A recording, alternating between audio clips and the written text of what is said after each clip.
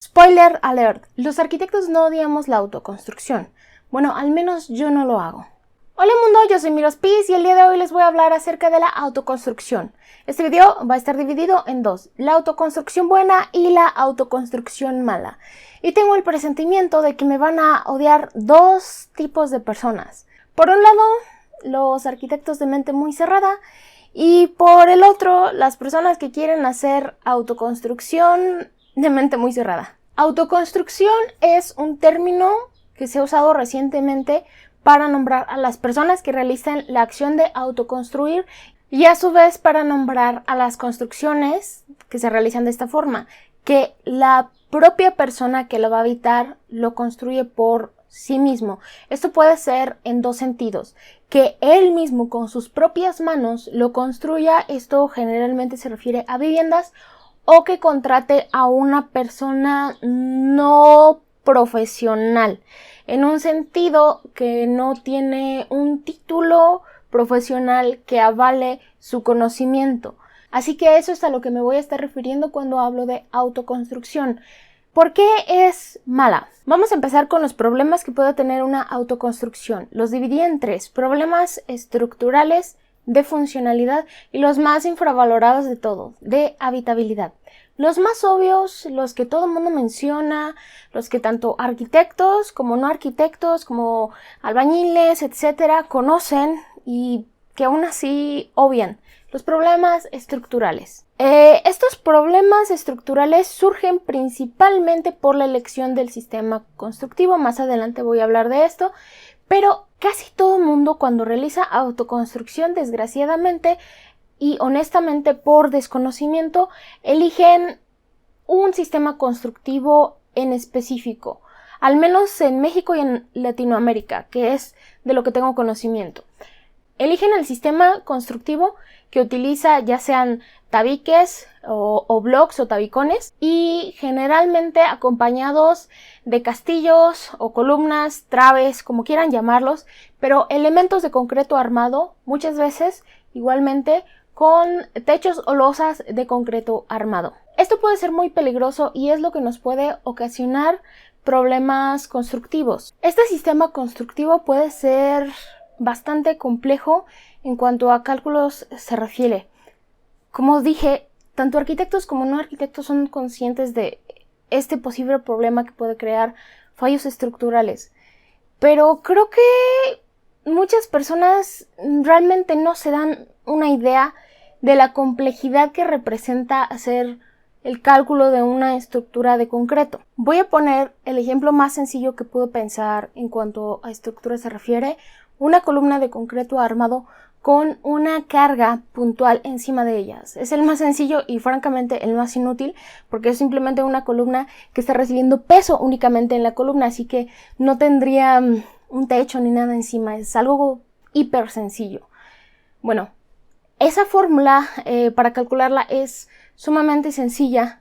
Unas cuantas operaciones, se entiende muy fácilmente y ya tienes el cálculo. Pero ese cálculo te va a decir cuánta cantidad de acero va a llevar esa columna para soportar tanto el peso propio de la columna como la carga o el peso que estaría soportando dicha columna. Solo te dice la cantidad de acero, el volumen de acero. Entonces, con esa información, tú tienes que, para empezar, conocer los diámetros de las varillas más comunes, etcétera, y elegir la cantidad de varillas que te den esa cantidad de acero específico y diseñar la disposición que van a tener en esa columna. Y para poder hacer esto, además, tienes que conocer los reglamentos para saber cuál es el recubrimiento mínimo de concreto que tiene que tener esa varilla. O sea que no puedes poner demasiadas varillas juntas. Tienes que saber qué te dice el reglamento con relación al recubrimiento de la varilla. Entonces ya tienes que saber cuánto espacio tienes que dejar entre cada varilla. Tienes que elegir tú las varillas.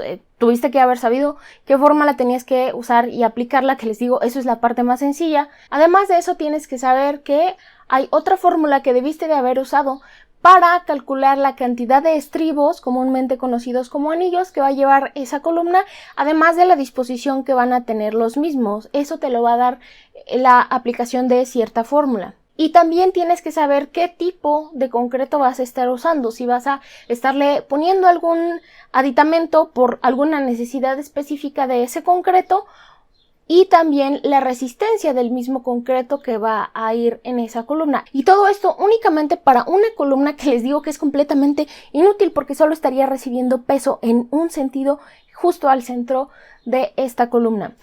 Entonces, cuando te pones a pensar cuántas columnas va a llevar una casa, estas a su vez van a ir con otros elementos, tienen que soportar el techo y un montón de cosas. Te das cuenta de que realmente es más complicado, no nada más es sacar unos cálculos y ya. Sí tienes que sacar tus cálculos, pero antes de sacar tus cálculos tienes que determinar cuánto y por qué estaría soportando cierto peso.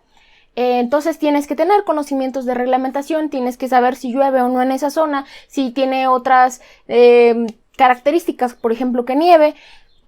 Un montón de cosas que tienes que tener que considerar antes de poder empezar a calcular, después sacar tus cálculos, regresarte al reglamento, que sería muy inútil hacer una cosa y luego regresarte a revisar todo el reglamento. Entonces básicamente tienes que aprenderte el reglamento o las partes más importantes de dicho reglamento para poder aplicar tus cálculos junto con ese reglamento y poder diseñar una estructura. Esto únicamente en la parte estructural, que les digo es lo que prácticamente cualquier arquitecto y no arquitecto sabe que es como que lo más complicado en teoría de construir una casa. Ok, entonces alguien que hace autoconstrucción no va a estar haciendo todo esto. Entonces podemos tener fallos estructurales. Lo vimos en el último terremoto fuerte que tuvimos en México. El 7 de septiembre de 2017 hubo muchísimas viviendas afectadas, tanto unifamiliares como plurifamiliares, es decir, donde vive una familia o en un edificio donde viven más familias. Y entonces muchísimos arquitectos, ingenieros y estudiantes se ofrecieron para poder evaluar los daños estructurales de estas viviendas. ¿Por qué no llamaron a un albañil?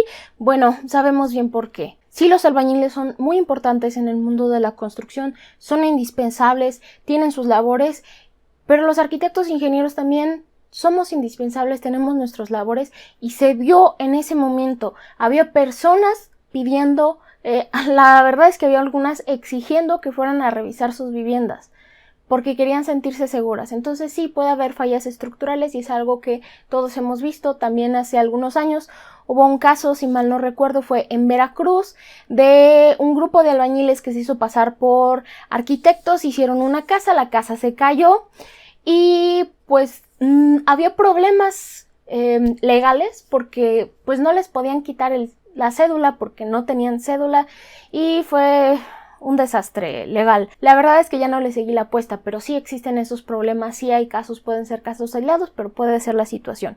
Ahora, en cuanto a la funcionalidad, el verdadero problema con las viviendas de autoconstrucción es que no tienen realmente una planeación.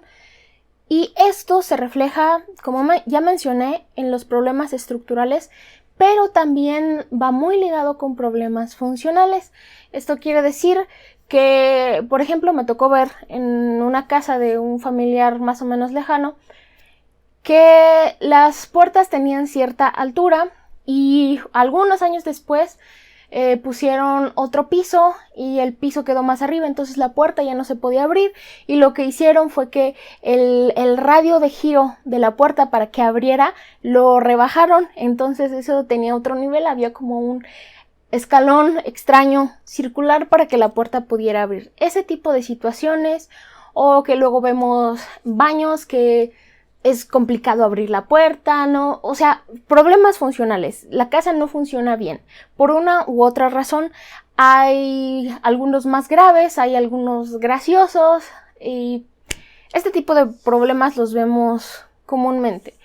Un arquitecto siempre trata de fijarse en que una casa, un edificio, lo que sea que esté haciendo sea funcional. De hecho, hay un gran debate si forma sobre función o función sobre forma. Quizá algunos hayan oído eso. Se refiere a que si es más importante que la casa funcione perfectamente o que sea estéticamente agradable. ¿Cuál de los dos tiene más peso? Hay un gran dilema y casi siempre todos creemos en un equilibrio entre estas dos. Entonces, un gran problema de las viviendas de autoconstrucción es que pueden ser no funcionales. Muchas veces. Algunas de esas fallas funcionales no se ven en primera instancia porque también lo que sucede muchas veces con las viviendas de autoconstrucción es que van creciendo conforme a la familia o las personas que la habitan tienen más necesidades, van creciendo, pero van creciendo sin planeación. Y muchas veces es ahí cuando se empiezan a ver más problemas que antes no se habían tenido. Y el último de los problemas que, como mencioné, es el más infravalorado en mi opinión, es la habitabilidad. Muchísimas veces, y la verdad es que yo lo considero el peor problema, las viviendas autoconstruidas no son enteramente habitables. Y he tocado esto en muchísimos videos y no sé si no me he dado a entender bien, no sé. Supongo que no he ahondado tanto en el tema, así que creo que voy a hacer un video completo acerca de habitabilidad, qué es y por qué es tan importante, pero es que creo que la palabra lo dice por sí mismo. Cuando un espacio no puede ser habitable, que no puedes estar en él, y esto se da cuando hay espacios que no están bien ventilados, te cuesta respirar, que son demasiado calientes, que son demasiado fríos, que son demasiado oscuros, un montón de condiciones que hace que el ser humano, una de dos, o directamente no pueda estar ahí, o le cause problemas. Pueden ser problemas de estrés, problemas de ansiedad, incluso pueden derivar en enfermedades y en el menor de los casos en incomodidades. Puede que él esté allí, pero no está del todo cómodo, y se supone que una casa es un lugar, tu refugio, donde vas a descansar, a refugiarte de lo que sea que tengas en tu vida. Entonces este es un problema muy serio y, como mencioné, muy infravalorados. A grandes rasgos, estos son 3 grandes problemas que tienen las viviendas de autoconstrucción: problemas estructurales, problemas funcionales y de habitabilidad. Y esto creo que tiene mucho que ver con la elección del sistema constructivo. Por alguna razón se cree que la única forma de construir es con tabique, tabicón, bloc, varillas y cemento, cal y arena. Y ya, eso es con lo único que se puede construir. Y no, ese es un sistema constructivo de los, no sé, quizás cientos que hay. Pero eso es lo que se usa porque eso es lo que usó el vecino, eso es lo que usó mi papá o mi mamá, o no sé, es lo que todo el mundo usa, es lo que yo voy a usar. Y ya, no investigo más. A pesar de que sé que no tengo los conocimientos necesarios, que no sé todo sobre este tema, elijo ese y creo que puedo hacerlo con ese. Y esta única elección del sistema constructivo, específicamente de este sistema constructivo, es la que nos lleva a un gran problema de las viviendas de autoconstrucción, que es los problemas estructurales. Si se eligiera otro tipo de sistema constructivo, sería más difícil tener problemas estructurales. Pero la otra cosa que dije que se infravalora muchísimo, que es la habitabilidad, tiene que ver directamente con el diseño. Se cree que por saber hacer un plano o por poder hacer un plano ya tienes el diseño hecho. Ya he hablado de esto en otras ocasiones, tengo un video entero hablando de que dibujar no es lo mismo que diseñar. Lo voy a dejar aquí arriba. Y algunas personas como que sí lo captaron y otras personas siguen diciendo que totalmente no, que pueden tener un plano y con eso ya la armaron. Ok, sí, dibujarlo es relativamente sencillo. Pero es que hay muchísimos detalles que tienen que ver con el diseño, que van a afectar directamente el cómo se va a vivir ahí dentro. la simple elección de una ventana. ¿De qué tamaño va a ser la ventana? ¿Por qué de ese tamaño? Si me va a representar un problema estructural, hacerla más grande o más pequeña. Si la quiero vertical, entonces supongo que si estoy eligiendo una ventana vertical, estoy consciente de que la cantidad de luz va a ser menor que si estuviera usando esa misma ventana en formato horizontal, porque entraría mucha más luz. Si la ventana se va a abrir o no, hacia dónde se va a abrir, la estoy poniendo arriba, la estoy poniendo en medio, la estoy poniendo abajo, la estoy poniendo en relación con otras ventanas, hacia dónde me está llegando las corrientes de viento más fuertes. Todo eso va a afectar cómo se va a vivir dentro de esa vivienda. Todo eso es diseño. Y una crítica muy fuerte que creo que se me ha hecho a mí como persona y a otros muchos arquitectos es que recelamos este conocimiento, que las personas tienen derecho a saber cómo diseñar y cómo hacer planos para que puedan hacer sus propias viviendas. Yo, como dije en un principio, yo no odio la autoconstrucción, yo estoy a favor de la autoconstrucción que vamos a ver a continuación. Y si la mala autoconstrucción se puede resumir en una sola palabra, esa es desconocimiento. A su vez, si la buena autoconstrucción se puede resumir en una sola palabra, esa es conocimiento. Y sí, bien lo dice en la Biblia, mi pueblo perece por ignorancia. La autoconstrucción es mala por ignorancia y se nos puede tachar de egoístas, de que no compartimos el conocimiento, etcétera, etcétera. ¿Y qué creen? Esto también es ignorancia. Ahí está el conocimiento y no es de ahora, no es de que se inventó el internet ni nada. Ahí está Tadao Ando, un Pritzker que no estudió en una escuela de arquitectura, un Pritzker, lo que en el mundo de la arquitectura es como el Nobel, no tenemos Nobel, tenemos un Pritzker.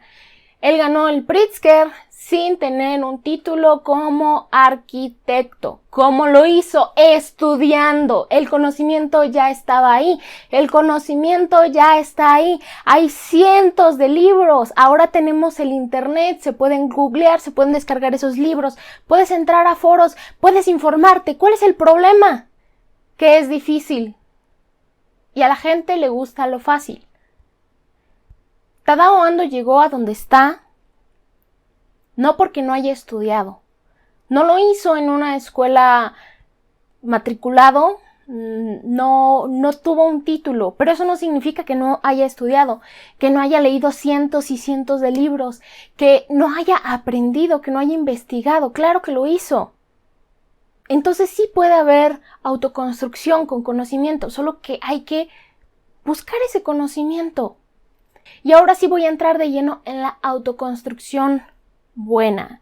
Aquí es donde algunos arquitectos me podrían odiar. Y de hecho, incluso algunas personas que quisieran hacer autoconstrucción. Hay autoconstrucción tan pero tan buena que es patrimonio de la humanidad. En México tenemos, por ejemplo, la vivienda maya, que es patrimonio de la humanidad, que son construcciones increíbles y es autoconstrucción. No llegó ni un ingeniero ni un arquitecto y les dijo hagan esto así. No, ellos fueron acumulando conocimientos a lo largo del tiempo hasta lograr esa vivienda tan perfecta. A este tipo de vivienda tan rica, no toda es patrimonio de la humanidad, pero sí se reconoce como una vivienda muy rica de la que se puede aprender. Incluso le hemos puesto un nombre. Se le considera arquitectura. Es arquitectura vernácula. Ya tengo un video por aquí que sé que no gustó a muchos arquitectos, pero eso es la verdad. Eso es arquitectura vernácula, que por cierto es la mejor arquitectura bioclimática que existe. La arquitectura vernácula se utiliza como ejemplo para que nosotros arquitectos aprendamos a hacer viviendas bioclimáticas. Tan así de excelsa es. Y como dije, esto no es algo nuevo, ni algo exclusivo a sistemas constructivos que se pudieran ver primitivos.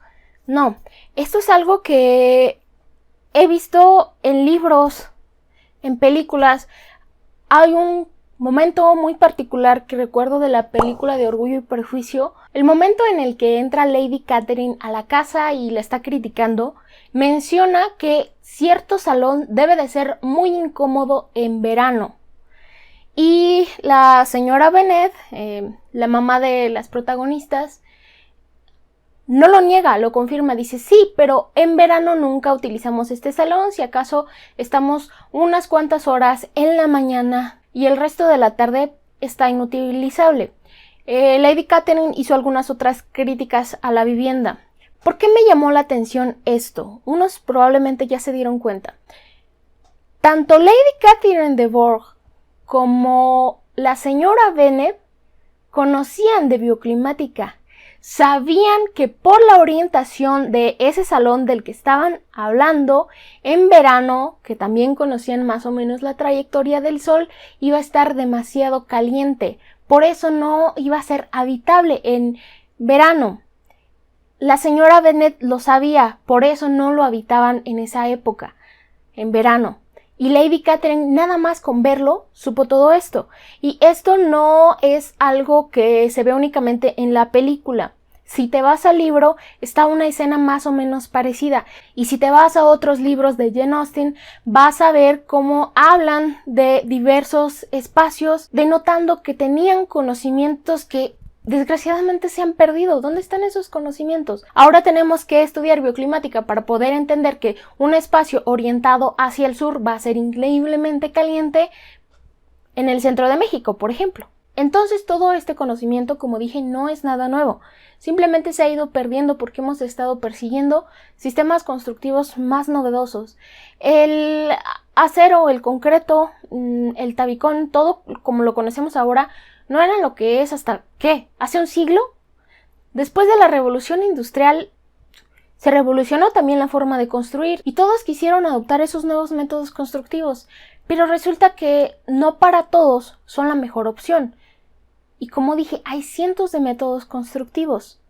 Ahora, llamamos incluso dentro del rubro de la arquitectura a este tipo de construcción con tabique, tabicón, concreto, ya todo lo que mencioné antes, como sistema de construcción tradicional. ¿Pero qué es tradicional? Si esto tiene, ¿qué? ¿100 años? Y los otros que tienen más tiempo, que tienen cientos de años, algunos miles de años, entonces, ¿qué son? Creo que debería de llamárseles más bien a esos métodos constructivos tradicionales y a no sé, algún otro nombre. Pero no es realmente tradicional, más bien es común, lo que es diferente. Como ya mencioné varias veces, uno de los grandes problemas de la autoconstrucción son los problemas estructurales, que van directamente ligados con la elección del sistema constructivo, o mejor dicho, con la mala aplicación del sistema constructivo.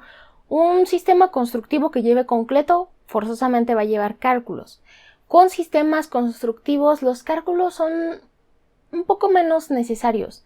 Se pueden omitir muchas veces porque estos mismos sistemas constructivos ya tienen un procedimiento, ya tienen cosas estándares que se pueden aplicar fácilmente. Además, cuando tú estás aprendiendo estos sistemas constructivos, que la mayoría van ligados, o al menos de los que yo les voy a hablar, van ligados con la bioclimática o la arquitectura sustentable, casi siempre también las personas que te están transmitiendo ese conocimiento te van a hablar acerca de lo que ya mencioné, la funcionalidad y la habitabilidad. Muchas veces no tanto de la funcionalidad, pero sí de la habitabilidad. Lo que ya dije, que los espacios estén bien iluminados, bien ventilados, que tengan una sensación térmica agradable. ¿Qué métodos constructivos o sistemas constructivos podemos encontrar? Bueno, como ya mencioné, hay muchísimos. El más común probablemente sea el adobe. Hay uno en particular que he investigado más o menos a profundidad, que es con paja, con pacas de paja. Voy a dejar aquí un video en el que hablo sobre ese sistema constructivo que, pese a lo que pudiera creerse, es muy fiable, es muy resistente. Hay casas que tienen más de 200 años, que es 3 veces más la vida promedio de una casa construida con concreto armado. Ahí les dejo ese dato a su consideración. Y así hay muchos otros sistemas constructivos. También el sistema que usan mucho los estadounidenses, por ejemplo, es de madera. Si googlean un poco van a encontrar incluso un manual para construcción en madera aquí en México. También tenemos otro problema en ese sentido, en querer utilizar sistemas constructivos no tan convencionales, y es que muchas veces el mismo gobierno, las mismas normas, las mismas leyes no permiten este tipo de construcción, pero hay formas de sortearlos. Entonces, ¿cómo hacer buena autoconstrucción? Informándose, adquiriendo conocimiento. Hay un grupo, un colectivo del que ya les he hablado antes, voy a dejar aquí arriba el link directo, son Hombres de Maíz. Ellos se encuentran en México y dan talleres de autoconstrucción con arquitectura bioclimática. Te enseñan lo que ya les he estado mencionando, temas que tienen que ver con la habitabilidad, cómo construir teniendo en cuenta factores medioambientales, o sea, el sol, la lluvia, el viento, todo eso. Y aparte te enseñan un sistema constructivo que creo que es con tierra, si mal no recuerdo. Son casas poco convencionales, pero ciertamente habitables. También hay un libro por excelencia de autoconstrucción, se llama El Manual del Arquitecto Descalzo. Es de Johan van Lengen. Es el libro por excelencia para la autoconstrucción. Y hay otros libros, quizá no tan enfocados en la autoconstrucción, pero si hay alguien que quiere forzosamente utilizar el sistema constructivo tradicional, el que todos vemos con tabiques, blocks, concreto armado, también puede hacerlo. Pero eso no significa que tiene que ser una vivienda de mala calidad. Va a tener que informarse bien, va a tener que ver cómo funcionan las cosas. Ya les dije, nada más con el simple hecho de elegir poner una ventana y de qué tamaño y cómo orientada y todo eso va a afectar la vivienda. Entonces, construir una vivienda es algo importante. Es muchísimas veces la única vivienda que una persona va a construir en toda su vida. Es su patrimonio. Si para alguien su forma de investigar nada más es ponerse a ver planos en internet para tratar de armar el que más le guste, honestamente, compra una casa ya hecha. Compra una vivienda prefabricada, hasta de estas de Infonavit. Te vas a ahorrar más problemas, honestamente. Si quieres algo más personalizado, busca un arquitecto. Si no quieres nada de eso, entonces tienes que construir conocimiento. Es difícil, pero no es imposible. Ahí está Tadao Ando. Pero nuevamente es difícil y a la gente casi nunca le gusta lo difícil. Ahí está esta información. Úsela como ustedes quieran y nos vemos en un próximo video. ¡Paz!